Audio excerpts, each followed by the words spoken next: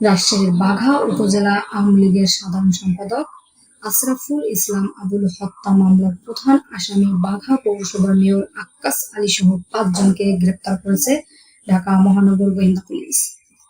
শুক্রবার তাদের গ্রেপ্তার করে বাঘা থানা পুলিশের কাছে হস্তান্তর করা হয়েছে বলে নিশ্চিত করেছেন ডিএমপির গোয়েন্দা বিভাগের অতিরিক্ত কমিশনার হারুন আর রশিদ।